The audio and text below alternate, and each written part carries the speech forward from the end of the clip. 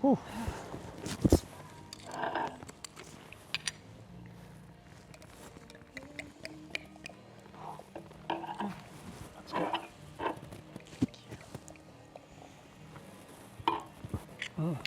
Well, I can't believe you had a credit card all this time. I never use it, okay? My dad insisted I take it, just in case. Nice. No, not nice. I told you, I don't want his money. I don't even know the PIN number. So, what's happening now? Now I'm just really bloody tired. I mean, we could try and get a cab. I could try and flag one down. Good luck with that this time of night. Or we could ask if we could make a call here or borrow someone's phone. You want to risk that again? With my history? Hey, let's just enjoy the wine.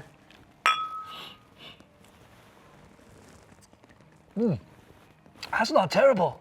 Takes the edge off. Yep. There goes the edge. I get it about the money. Trying to live without taking from my parents and trying to make a living out of social media, for Christ's sake. What the hell was I thinking? Of course I can go crawling back. But I haven't, and I don't want to. I think I'd rather clean toilets. Believe me, it's highly overrated. Women's toilets. Men's, those are next level. What the hell are you guys doing in there? I mean, I could ask at the next men's meeting. You should. I've got loads of other questions too. All right, I'll make a list. The thing is, you were in her home. You scared her. I guess. No, you did. The power balance is different because you're male. I don't know. I don't No, think. it's not. It's not at all, but it's like this. Okay? My friend Bridget, she and I, we were at a club and we were dancing, and then she just went up to a guy on the dance floor and just started kissing him. Wow, go Bridget. I like her style. She'd been watching him for a while. I don't think he minded. I don't think he even noticed her before that, but they both had a few drinks. Well, these things do happen. I think what she liked about him was that he wasn't trying. He was just dancing. Not to your professional standard, probably, but he was just doing his thing until Bridget jumped his bones. I mean, he probably was trying. She probably just didn't notice. No, we watched him for a while. But my point is that, you know, if a guy went up to a woman in the middle of the dance floor in a club and just started sucking her face off, He'd probably get a slap. exactly, completely not cool. And if a guy invited a woman back to his flat in South London, and after about an hour or so, he was like, okay, pop off now, back to Kilburn. And if he was her teacher as well, oh my God. Exactly. I mean, my boss, he wouldn't have let me get a word out. Okay, I'm sorry you were in a crappy situation, but you have to read the room. Read the room. Men scare women all the time because there's some horrible bastards out there, and we don't know for sure that you're not one of them. Hey, I'm not one of them. Good, but also we don't know. You know, you raise your voice, you clench your fists. Look, I would never hit a woman. Good, but we don't know. You know, I was brought up to be traditional. Okay, except that one thing that happened on your date the other night. And now here we are. Boy meets girl. Girl trashes boy's phone. Boy and girl go on an incredible journey. I wouldn't say incredible. Why not? Hey, did you never see the movie? So it's a movie about a dog and a cat and some other animals, and they have to walk across America, and they have to fight a bear, or I think one of them's a bear anyway. Where are they going? Well, they're going home. I think they're on vacation or something. Oh, here's to not meeting any bears.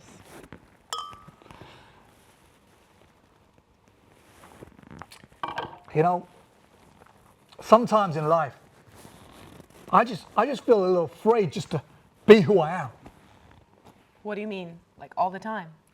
I mean, like in dating, you know, because women, they just got all these ideas about what they want in a guy. I mean, obviously, you got to have a lot of money, and you got to have a good job, and you got to be successful, they also want a guy who takes charge. But at the same time, they don't want a guy who's too pushy, right? And they want a sensitive guy. But they also want a guy who can man up. And they want a nice guy, but they don't want him to be too nice. And they want a good guy, but they also want a bit of a bad boy. And you've got to be really keen on him, but at the same time, they don't want you to be too needy. And you've got to have a sense of humor, okay? But you also got to be able to take the relationship real seriously. So you've got to tick every box on the dating app.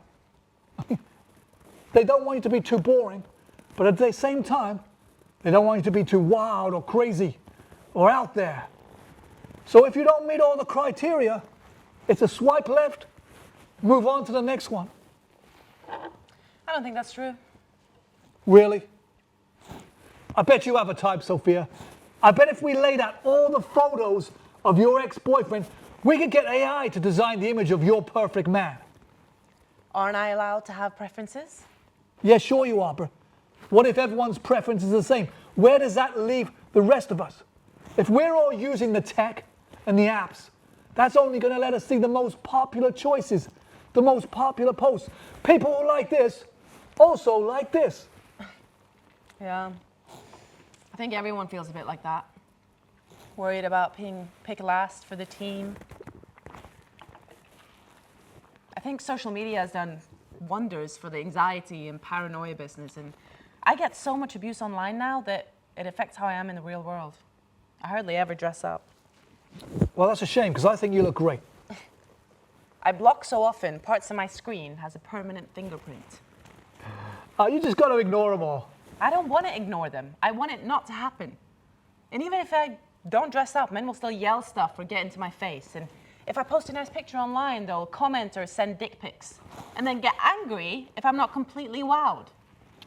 They're all idiots online, you know. There are idiots out here too. Bloody incels. How did that stuff even become a thing? Social media. Yeah, because in the old days, they would just sit in their bedrooms listening to bad rock. Now they fire each other up. Why are we humoring them? Letting them decide what's voluntary or involuntary? No, you're celibate because you're a whiny little bitch. It's their choice. Was that the word you used? What, bitch? No one gets cancelled for calling someone a bitch. Happened to me 20 times a day. I mean, that's a lot. Yeah. I'm thinking of just quitting it all. Socials, Google, phone. Hey, you should, you know. You should get out there more, because you never know. You might meet some interesting stranger. But why should I quit? I'm not the one who gets my kicks out of destroying people. Why don't we just round up all these insignificant little mommy's boys? Well, no, Rick. Now I'm blaming their moms too. It's not their mom's fault. Why don't I just round up all these insignificant little babies and cut them off from the internet, but also let's chop off their bits as well. They're an embarrassment. Okay. To themselves, to the planet, to Charles Darwin, because they prove him wrong. They're not the fittest, they're the worst. They're cockroaches. We shouldn't be giving them air. They can't function, so they try and burn everything down. Wow, go you. So what do we do? I mean, I could raise it at the next men's meeting. Won't some of them be there? No, they'll all be banned.